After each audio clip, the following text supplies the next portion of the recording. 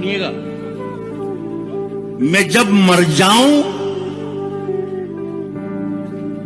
तो मेरी अलग पहचान लिख देना। मैं जब मर जाऊं तो मेरी अलग पहचान लिख देना। लहू से मेरी पेशानी पे हिंदुस्तान लिख देना।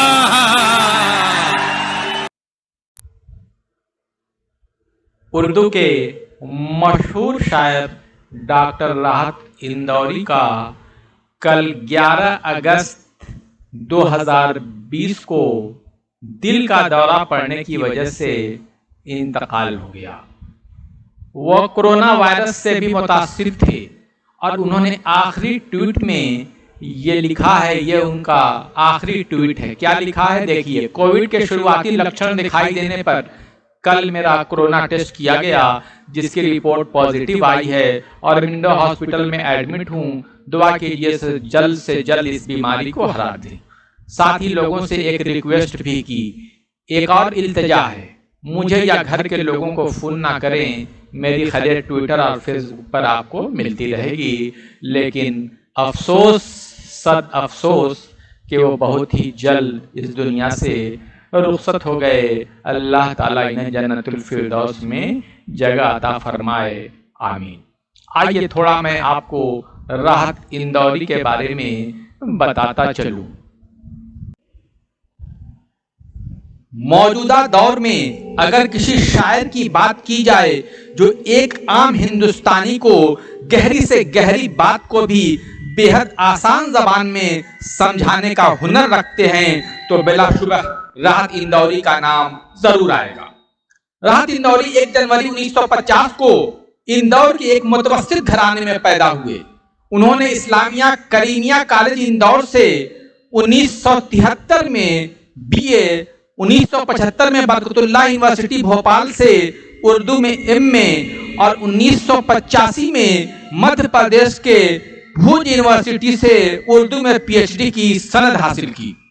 वो उर्दू के एक प्रोफेसर थे और बच्चों को क्लास में गजल ही पढ़ाया करते थे, लेकिन असल पहचान उनकी बेबाक शायरी थी। वह उर्दू हिंदी के बैनुल अक़वामी शायर और फिल्मों के जाने माने गीतकार भी थे। उनके शायर बनने की कहानी भी अजीबो गरीब है। एक मुशायरे में उनकी मुलाकात मशहूर शायर व नगमा निगार जानिसार अख्तर से हुई। कहा जाता है कि जब राहत इंदौरी निसार साहब का ऑटोग्राफ ले रहे थे तो उन्होंने उनसे अपने शायर बनने की तमन्ना जाहिर की।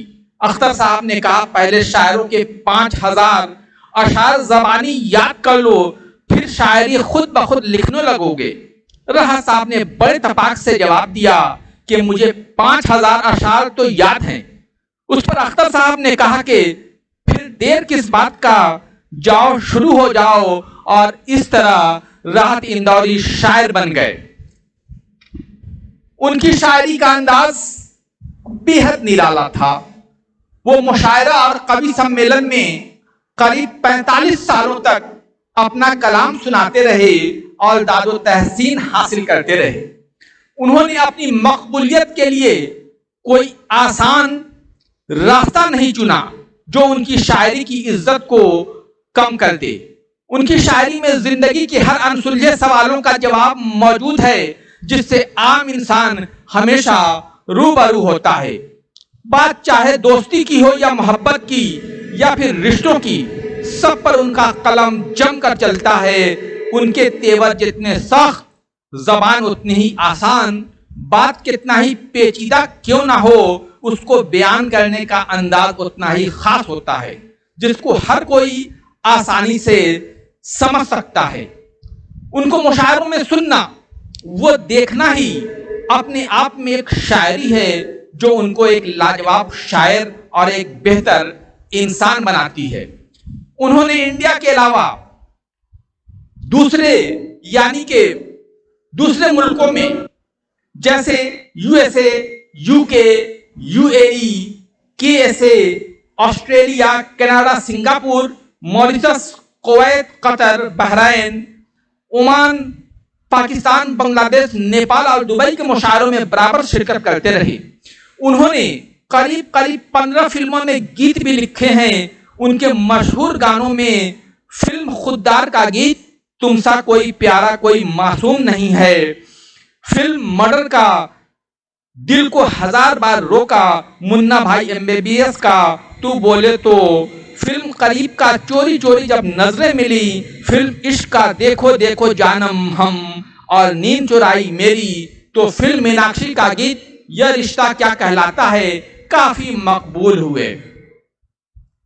इस तरह उन्होंने अपनी 70 साल जिंदगी में बहुत सारे अनमिट नक्श छोड़े हैं जो हमेशा याद किए जाएंगे। आखिर में मैं उनके शेर के साथ उन्हें खिराज अकीदत पेश करता हूं। सभी का खून है शामिल यहाँ की मिट्टी में, सभी का खून है शामिल यहाँ की मिट्टी में, किसी के बाप का हिंदुस्तान थोड़ी है। शुक्रिया, थैंक यू वेरी मच।